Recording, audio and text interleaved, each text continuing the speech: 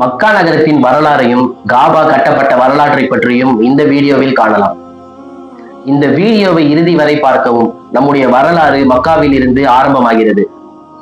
ஆதாமும் ஏவாளும் சொர்க்கத்திலிருந்து இறக்கப்பட்ட பொழுது தனித்தனியாக பிரிக்கப்பட்டிருந்தார்கள்.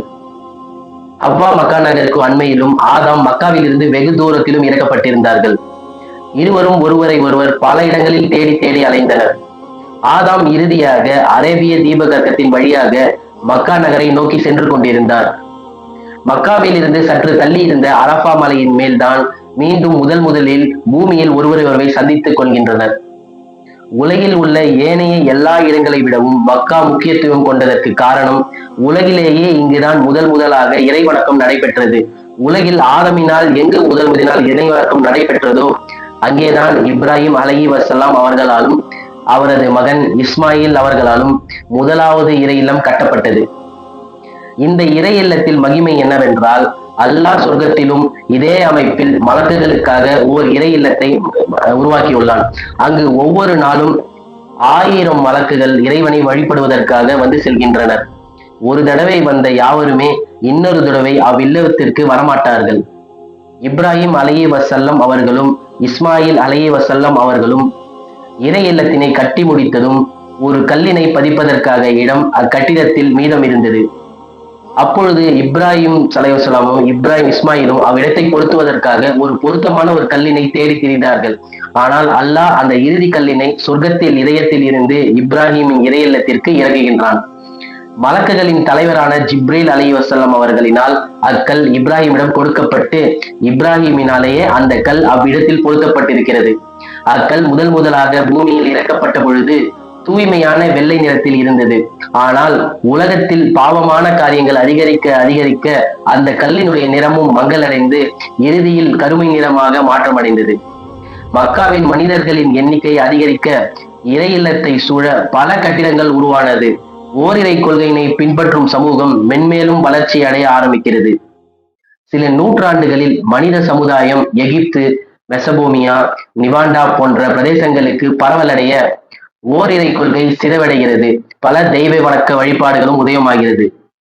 மக்காவில் ஓரிரை கொள்கையினை சிதைவடைய செய்து பல தெய்வ வழிபாடுகளை காரணமானவர் அம்ரு இபன் லுஹை என்ற மன்னனாவான். அம்ரு இபன் மக்காவுக்கு வெளியே தனது வியாபாரத்தினை விரிவுபடுத்துவதற்காக திட்டமிடுகிறான். வடக்கினை நோக்கி சென்று விபாண்டாவினை அடைகிறான். அங்கு அவன் புதிய கட்டிடக்கலையினையும் புதிய இலக்கிய துறையினையும் பல தெய்வ வணக்க வழிபாடுகளையும் முதலாக பார்க்கிறான். இவற்றை கண்டு வியப்படைந்த அம்ரு மக்காவிற்கு திரும்புவதற்கு முன்பு அங்கு ஒரு சிலையினை அவன் கூட கொண்டு செல்கிறான். அனுமதி கேட்கின்றான். மக்கள் அனுமதி அளிக்கவே அம்ரு ஏனைய வியாபார பொருட்களுடன் ஒரு சிலையினையும் ஒரு ஒட்டகத்தில் மேல் வைத்து வருகிறான். பின்னர் தெற்கு நோக்கி பயணம் செய்து மீண்டும் மக்கா நகரை அடைகிறான். அம்ரு மக்காவுக்கு திரும்பிய உடனேயே தன்னுடன் எடுத்து வந்த சிலையினை காபாவிற்குள் வைக்கிறான். பின்னர் மக்களிடம் வணக்க வழிபாட்டுக்குரிய கடவுளாக இனி இந்த சிலைதான் இருக்க போகிறது என்று பிரச்சாரம் செய்கிறான். காலம் செல்ல செல்ல மக்கள் அதிகமாக சிலைகளை வணங்க தொடங்குகின்றனர். 6ஆம் நூற்றாண்டு இறுதியில் காபாவை சுற்றிலும் சுமார் 360 வித்தியாசமான சிலைகள் இருந்ததாக வரலாறுகள் கூறுகின்றன. வருடங்கள் செல்ல செல்ல பல தெய்வ கோட்பாடுகள் வலுவடைய செய்கிறது, உலகெங்கும் பரவச் செய்கிறது.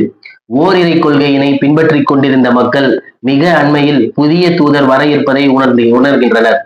அதிகரித்த பாவங்களும் பல தெய்வங்களின் கோட்பாடுகளும் வேத நூல்களின் குறிப்புகளும் அடுத்த தூதர் அரபிய தீபகற்பத்தில் இருந்துதான் வர இருப்பதை தெரிந்து கொண்டனர்.